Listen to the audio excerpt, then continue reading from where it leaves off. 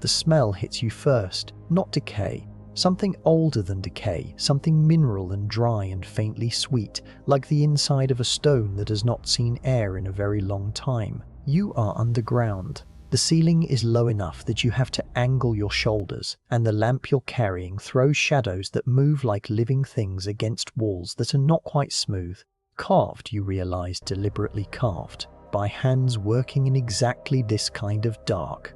Around you, stacked with a care that seems almost tender, are books, not scrolls, though there are scrolls too, bundled in cloth that has gone the color of old teeth. Books, codices, bound pages of vellum so thin you can see light through them when you hold them up. Hundreds of them, maybe thousands. They have been here, in this cave, in this silence, for somewhere between 300 and 500 years, and the civilization that produced them, the civilization that built the libraries and the forums and the aqueducts and the legal system that still underlies half the laws in the Western world, collapsed centuries ago. Nobody was supposed to find these. That was the point. The people who put them here were not hiding them from history. They were hiding them from people who were coming to burn them, and in a way that will take this entire night to properly explain. They succeeded.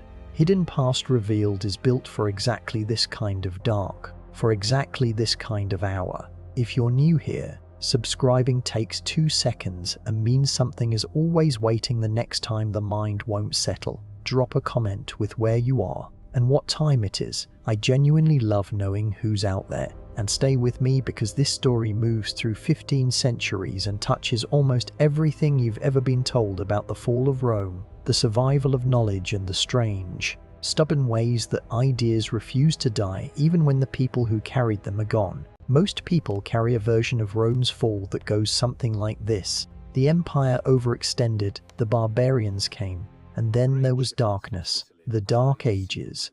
A period of roughly 1,000 years in which Europe forgot almost everything Rome had known, in which literacy collapsed and medicine regressed and philosophy went silent and the accumulated knowledge of the classical world was simply lost the way things get lost when nobody is paying attention. And then, eventually, the Renaissance arrived, and the light came back, and civilization resumed. The darkness was real, and the loss was real, and it was essentially nobody's fault. Just the entropy of history, the way knowledge degrades when the institutions that carry it fall apart. That version is not exactly wrong, but it is missing the most important character in the story, and that character is not a philosopher, not an emperor, not a general. It is a room, a series of rooms, and the people who decided at the exact moment when everything was ending that the ending did not have to be permanent. Here is what you need to understand about what was lost when Rome fell, and this is the part that takes a moment to fully register. Rome in the 4th and 5th centuries CE had public libraries in every major city, not private collections, not temple archives, public libraries open to citizens stocked with Greek and Latin texts, staffed by trained librarians who maintained catalogues and performed what we would now call conservation work, recopying deteriorating scrolls, checking texts against other versions, filing and organizing with a systematic care that implies genuine institutional investment. The city of Rome itself contained, at its peak, 28 public libraries. Alexandria's famous library was the largest single repository, but it was one node in a network that stretched from Britain to Mesopotamia. That network moved information, copied it, verified it, distributed it, with an efficiency that would not be replicated in Europe for more than 1,000 years. When the network collapsed, it did not collapse evenly or all at once. It collapsed the way complex systems always collapse, in cascades, with some nodes surviving long after others had gone dark, with pockets of continuity persisting inside a general dissolution. And in some of those pockets, someone was paying attention. His name was Cassiodorus, and he is one of the most important people in Western history, and almost nobody outside of specialist medieval scholarship has heard of him. And that imbalance is a small crime. Flavius Magnus Aurelius Cassiodorus Senator, he used the full name which tells you something about him already, was born around 4085 CE, roughly a decade after the traditional date for Rome's fall in the West. He was a Roman aristocrat, a senior administrator in the government of Theodoric the Great, the Ostrogothic king who ruled Italy with a pragmatism that confounded everyone's expectations by actually working, mostly for a while. Cassiodorus spent decades as Theodoric's chief secretary, writing the king's official correspondence, managing the bureaucracy, doing the unglamorous administrative work that keeps a civilization running even when the civilization is technically someone else's now. He was good at it. He was very good at it. And while he was doing it, he was watching something. He was watching the books disappear, not dramatically, not in bonfires, though there were bonfires, in the quieter, more inexorable way that things disappear when nobody is actively preserving them, when the libraries stop being funded, when the librarians find other work or die without training successors, when the vellum deteriorates and nobody recopies it, when a building is repurposed and the scrolls inside are moved to a storeroom and then forgotten and then gone. He was watching the network die, node by node, across decades, and he understood, with a clarity that must have been both gift and torment, exactly what it meant. Not just that texts were being lost, that the capacity to produce texts was being lost, that literacy itself was becoming a specialized skill rather than a common one, that the infrastructure of knowledge, the schools, the scriptoria, the networks of scholars who corresponded and debated and built on each other's work, was dissolving. He tried the official route first. He proposed to Pope Agapetus I, around 535 CE, the establishment of a Christian university in Rome, a formal institution that would preserve classical learning alongside theological study, that would train scholars in both traditions, that would create an institutional home for the books before they were gone. The Pope was interested. The timing was catastrophic. The Gothic Wars, the grinding, devastating Byzantine reconquest of Italy that would last 20 years and leave the peninsula more damaged than the original barbarian invasions, began almost immediately. The university project died before it started. Rome began its long slide toward a city of ruins inhabited by a fraction of its former population, the great marble buildings slowly being quarried for building material, the aqueducts falling into disrepair, the population forgetting within living memory what the city had been. Cassiodorus was in his 50s by now.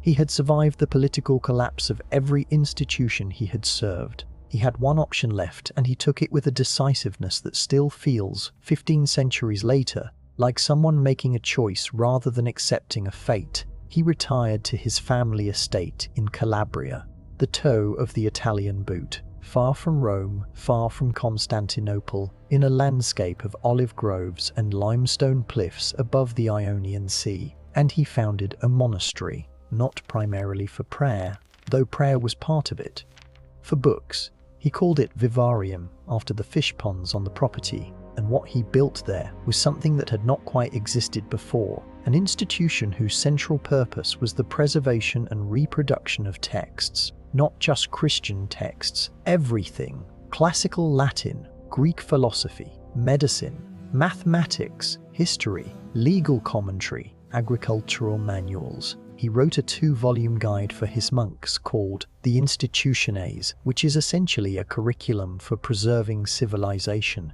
Here is what you need to read. Here is how to copy it correctly. Here is how to verify your copy against other versions. Here is what to do when the text is damaged and you cannot read a passage. He trained scribes with a precision that implies he understood exactly that he was not running a monastery.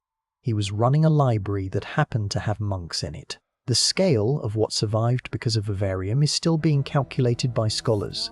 Direct attributions are difficult. Manuscripts traveled, were recopied, changed hands across centuries before arriving in the collections where we find them now. But the scholarly consensus is that a significant portion of the Latin classical texts that survived into the medieval period and eventually into the Renaissance passed through Vivarium or through institutions that Cassiodorus's model directly inspired. Works of Cicero, of Virgil, of Seneca, medical texts, legal texts. the connective tissue of Western intellectual tradition that the Renaissance claimed to be rediscovering. A significant portion of it never fully disappeared because one man in his 50s, having watched every official option fail, went home and started copying books. But here is the layer that the standard account of Cassiodorus leaves out, the layer that moves this story from impressive to strange. Vivarium was not the only operation running. Across the collapsing empire, in the years between 400 and 600 CE,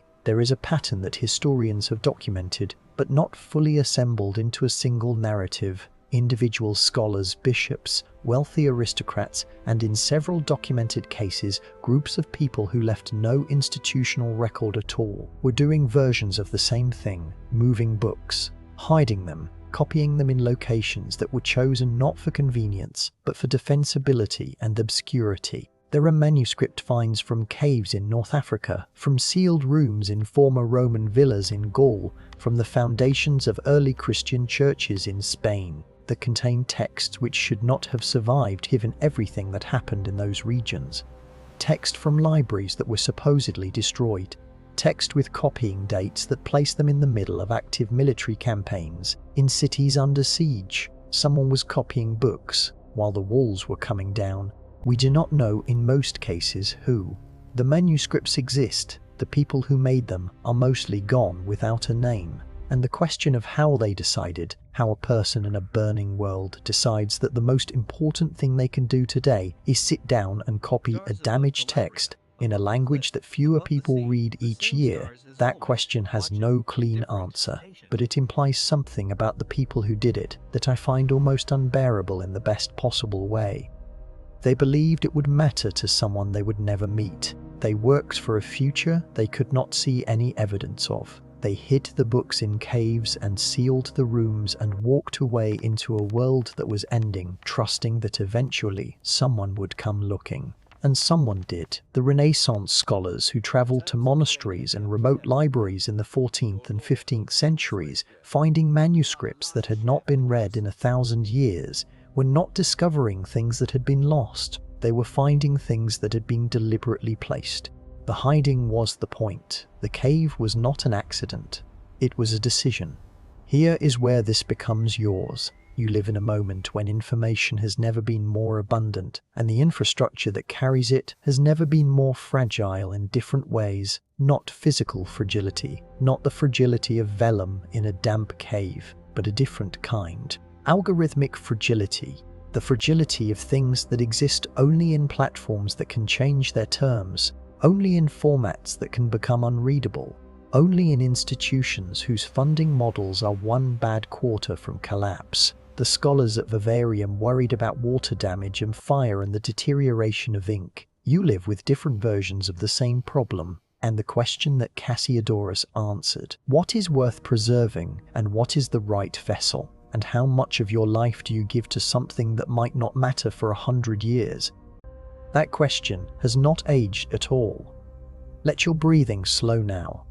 Let the lamp in the cave go dark. The smell of that room, mineral, dry old air released after centuries of stillness, let it fade. What remains is the image of someone in the dark, working carefully, knowing that the world outside was ending and that the work was worth doing anyway. That is an image worth carrying into sleep, not because it's comforting exactly, but because it's true. The books survived, the cave held. The Renaissance scholars found them, and you are downstream of that choice, of that specific human decision to trust the future with something valuable, in ways you cannot fully map but can absolutely feel. The words you're hearing right now exist because someone a very long time ago thought this was worth keeping. Think about that for a second.